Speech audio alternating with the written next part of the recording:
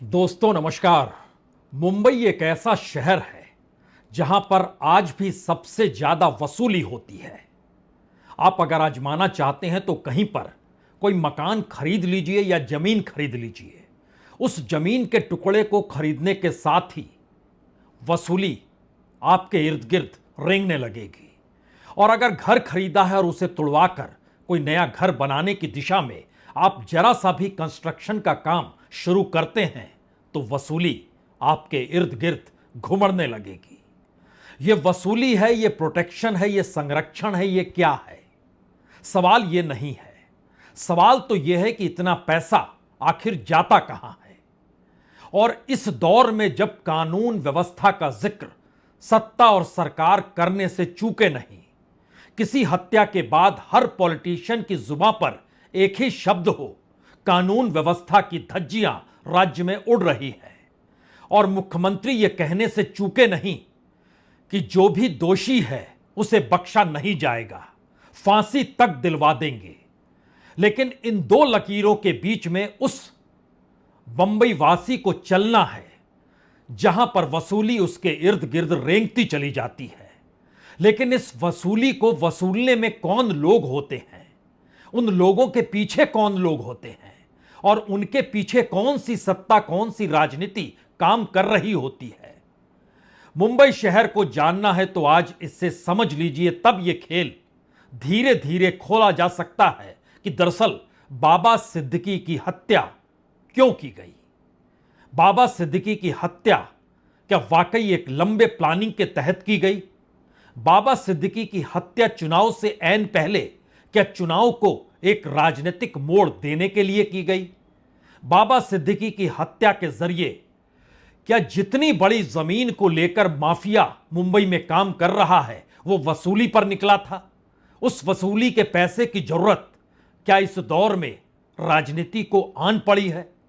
ये तमाम सवाल एक झटके में आपके जहन में आ सकते हैं, लेकिन इसके समानांतर एक दूसरा सवाल भी रेंगना चाहिए। यह वही मुंबई शहर है जहां पर धारावी है, यह वही मुंबई शहर है जहां पर सबसे ज्यादा झोपड़पट्टी है, यह वही मुंबई शहर है जहां 2 जून की रोटी कमाकर आने वालों की तादाद इस देश में सबसे ज्यादा है आज की तारीख में। दिल्ली पिछड़ गया, बेंगलोर पिछड़ गया, हैदराबाद पिछड़ गया, हर शहर पिछड़ता चला गया, लेकिन मुंबई रुकी नहीं है, थमी नहीं है। यह अब भी अपने साथ लोगों को जोड़ते चली जाती है। एक पूरी कतार है इस देश के भीतर गरीबों की। राजनीतिक तौर पर वो प्यादे होते हैं या प्यादों से भी कम उनका आकलन किया जाए। और इस राजनीतिक परिस्थितियों के भीतर आज कानून व्यवस्था को टटोलने की कोशिश मत कीजिएगा। बाबा सिद्दीकी की हत्या की खबर कल रात की है और कल रात से लेकर अभी तक जो आरोपी थे उनकी संख्या बढ़ गई। इतना ही नहीं, उस बढ़ती हुई संख्या के भीतर लोग हिंदू और मुस्लिम भी खोजने लगे तो एक मुस्लिम शख्स का नाम भी आ गया। और जब हमारी टीम ने अपने तौर पर पता किया तो यह भी जानकारी मिली कि बांद्रा वेस्ट में जो घर है बाबा सिद्दीकी का और बांद्रा ईस्ट में जो दफ्तर है उनके बेटे जीशान सिद्दीकी का, वहां से वो रात में लौट रहे थे और उसी दौर में एक बच्चों का झुंड उनके इर्द गिर्द आया, बच्चे कहें या युवा कहें, जिन्होंने आग्रह किया कि आप हमारे साथ पटाखे नहीं फोड़िएगा। और पटाखों को फोड़ने के बीच ही पटाखे भी फूटे और गोलियां भी चली। वाई सिक्योरिटी मिली हुई है, पुलिस की गाड़ी कुछ आगे थी। इस दौर में 2 आरोपी भी पकड़ लिए गए। एक आरोपी फरार बताया गया, उसके बाद एक नए आरोपी का नाम जुड़ गया और यह भी कहा गया कि सिर्फ बाबा सिद्दीकी नहीं, जीशान सिद्दीकी भी निशाने पर थे। और सुबह की पौ फूटते फूटते ये सोशल मीडिया पर चंद बातें रेंगने लगी, जिसमें कहा गया कि किस तरीके से लॉरेंस बिश्नोई ने इस पूरी हत्या का जिम्मा लिया है, उस गैंग ने जो लगातार सलमान खान को निशाने पर लेता है। और यह भी कहा गया और यह भी गढ़ा गया कि दरअसल सलमान खान के घर के बाहर जो फायरिंग हुई थी, उस फायरिंग के मद्देनजर उस व्यक्ति को जो पकड़ा गया उसकी मौत जेल में हुई, संदेहास्पद स्थिति में हुई और उसी के बाद बाबा सिद्दीकी की हत्या हुई है। दरअसल बाबा सिद्दीकी को लेकर जो पूरा का पूरा मेल आया, हमें लगता है उसका मजमून शुरू में आपको जान लेना चाहिए, क्योंकि यह शंभू लोनकर महाराष्ट्र के जरिए एक सोशल मीडिया पर एक एक्स किया गया। उसमें बकायदा ओम जय श्री राम जय भारत जीवन का मूल समझता हूं, जिस्म और धन को तो मैं धूल समझता हूं, किया वही सत्कर्म था जो निभाया मित्रता का धर्म था जो, और सलमान खान हम ये जंग चाहते नहीं थे पर तुमने हमारे भाई का नुकसान करवाया। आज जो बाबा सिद्दीकी के शराफत के पुल बंद रहे हैं, एक टाइम में दाऊद के साथ मकोका एक्ट में था। इसी के मरने के कारण अनुज थापन और दाऊद को बॉलीवुड राजनीति प्रॉपर्टी डीलिंग से जोड़ना था। हमारी किसी से दुश्मनी नहीं है, पर जो सलमान खान और दाऊद गैंग की हेल्प करेगा उसका हिसाब किताब लगा के रखना। हमारे किसी भी भाई को कोई भी मरवाएगा तो हम प्रतिक्रिया जरूर देंगे। हमने पहले वार कभी नहीं किया। जय श्री राम जय राम सलाम शहीद नू। और उसके बाद जिनको टैग किया गया उसमें लॉरेंस बिश्नोई ग्रुप है, अनमोल बिश्नोई है, अंकित बंडू शेरवाला है। और इस ग्रुप के भीतर भी अगर झांक कर देखिएगा तो कई लोग हैं। इसमें माना जाता है कि गोल्डी बराड जो कनाडा में रहते हैं उनके साथ ताल्लुकात लॉरेंस बिश्नोई के, और यहीं से विक्रम बराड़ हो, काला जगेड़ी हो, काला राणा हो, इन तमाम लोगों के नाम आते चले जाते हैं। लेकिन सवाल तो वहीं उलझा है कि बाबा सिद्दीकी एक ऐसा शख्स जो राजनीति में कांग्रेस में शामिल होकर आया, पटना में जिसका जन्म हुआ, वहां से बिहार से वो मुंबई पहुंचे, और जो मारने वाले थे उसमें 2 उत्तर प्रदेश के, एक हरियाणा के कैथल का, जो शुरुआती दौर में नाम निकल कर आए और बाद में पुलिस की तरफ से जानकारी दी गई नहीं एक और नाम है, और उसमें एक नाम और जोड़ दिया गया, चौथा नाम। लेकिन अब कहा जा रहा है कुछ और नाम भी इसमें जुड़ेंगे। जो चौथा नाम था वो मोहम्मद जिशान अख्तर का नाम लिया गया। इस पन्ने को बंद करते हैं, असल पन्ने को खोलते हैं। दरअसल बीते 5 बरस में महाराष्ट्र के भीतर, और वह भी खास तौर से मुंबई, सवर्स, कल्याण, ठाणे, कोंकण और पश्चिमी महाराष्ट्र के कुछ हिस्सों में, यहां पर जो जमीनों की रजिस्ट्री हुई है, उस रजिस्ट्री से सरकार को जो राजस्व का लाभ मिला है वो लाखों करोड़ में है। जमीन की कीमतें तकरीबन इस दौर में जो अलग अलग तरीके से बिकी, खरीदी गई, बेची गई, उसकी कितना मूल्य है कोई लगा नहीं सकता है वो। लेकिन अगर एक उंगलियों पर आप गिने या कागज पे लिखना शुरू करें तो तकरीबन 20 लाख करोड़। जी, ये आंकड़े आपको चौंका सकते हैं कि इतनी बड़ी तादाद में जमीन की फरोख्त हो रही है। और इस दौर में धारावी अडानी को दिया जा चुका है। धारावी के लोगों को कहां बसाया जाए, इसके लिए अलग अलग 3 जगहों पर जमीन चिन्हित भी की गई है। उन जमीनों की कीमत भी अगर जोड़िएगा तो तकरीबन 3 लाख करोड़ से ज्यादा की वो जमीन एक झटके में आपकी आंखों के सामने रेंगने लगेगी। और जो जमीन धारावी की है, उस जमीन की कीमत कितनी लगाई जाए, वह तो मुंबई के बीचों बीच है झोपड़पट्टी। अब सवाल यह है कि इन सब के बीच मुंबई के भीतर की झोपड़पट्टी का जो पूरा का पूरा परिवर्तन करने की दिशा में कदम है, क्या वाकई उससे भी इस दौर में बाबा सिद्दीकी जुड़े हुए थे?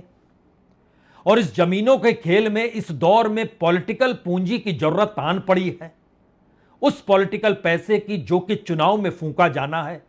सिर्फ 48 घंटे का वक्त बचा है। इलेक्शन कमीशन चुनाव की तारीखों का ऐलान महाराष्ट्र का कर देगा, यानी 48 घंटों के बाद महाराष्ट्र के भीतर सरकार नहीं होगी, उसका कोई ऐलान नहीं होगा। ऐलान उससे पहले वो कर चुकी है।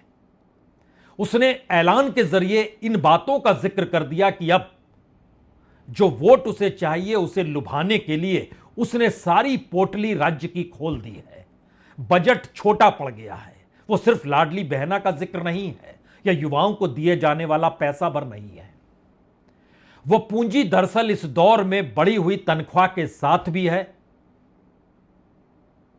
जो अलग अलग जगहों पर तकरीबन 10,000 बढ़ाया गया है। और इतना ही नहीं, इस दौर में तो जो पिछड़ा तबका होता है, उसकी जो क्रीमी लेयर होती है, उसको भी बढ़ा दिया गया और 8 लाख से 15 लाख कर दिया गया। यानी हर दिन जो 4,000 रुपए भी कमाता है वह भी पिछड़े तबके में ही गिना जाएगा। वोट बैंक की ऐसी परिभाषा इससे पहले कभी गढ़ी नहीं गई थी जो मुंबई में गढ़ी जा रही है। तो आप यहां पर इस दूसरे पन्ने के खुलने के साथ यह सोच सकते हैं कि शायद पॉलिटिकल मामला होगा। और पहले बार में जिक्र जो हो रहा है उसमें जब सुपारी देकर हत्या करवाने का जिक्र हो रहा है तो वहां पर भी यह सवाल होगा, इस देश के भीतर तो भरे पड़े हैं लोग, बहुत कम पैसे में किसी की भी हत्या कर सकते हैं। तो जो 2 बच्चे या 3 लड़के इस दौर में हत्या करने के लिए मुंबई पहुंचे, उसमें 2 मुंबई पहुंचे थे पुणे, बहराइच के गांव से, गांगर गांव है वहां से वो पहुंचे थे। उसमें एक धर्मराज था जिसको अरेस्ट कर लिया गया, वो कबाड़ का काम करता था। दूसरा शिवा था जो फरार है, वो कई साल पहले आया था पुणे के बीच में और उसने फिर धर्मराज कश्यप को बुला लिया था होली के समय। इन दोनों की मुलाकात सुपारी देने वाले ने गुरमैल सिंह से करवाई थी जो कि कैथल के रहने वाले हैं और इन पर आरोप पहले से है, एक हत्या का आरोप है। अपने दोस्त के भाई की हत्या कर दी थी, जिस सुए से बर्फ को काटा जाता है, तोड़ा जाता है, उस सुए से हत्या कर दी गई थी और जेल हुई तो वहां पर कहा गया कि लॉरेंस गैंग के साथ इनकी मुलाकात हो गई।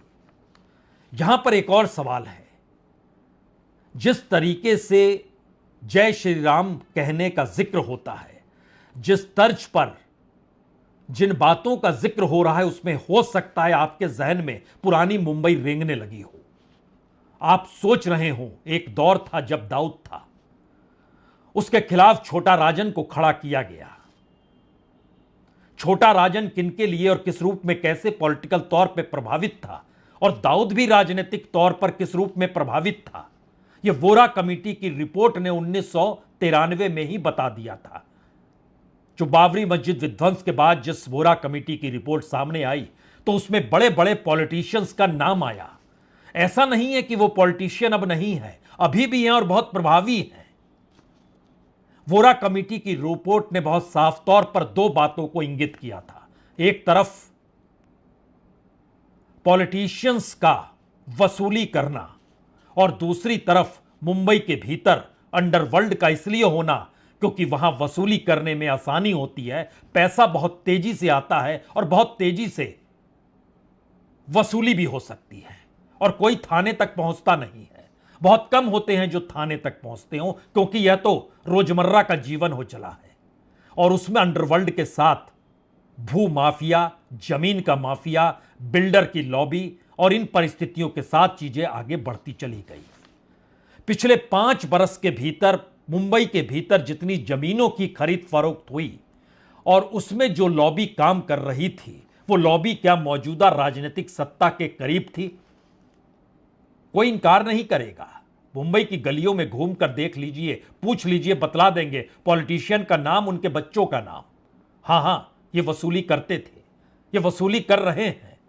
इन्हीं को तो पैसा देना पड़ता है, तभी तो बात आगे बढ़ती है, अन्यथा कुछ बचा ही नहीं है। तो एक झटके में इन 2 परिस्थितियों से निकलकर आप उस सतह पर आकर खड़े हो जाइए जहां पर जिसे कानून व्यवस्था बनानी है वही अगर वसूली में शामिल हो जाए और ये कॉरपोरेट से लेकर मंत्री तक की परिस्थितियों के बीच रेंगने लगे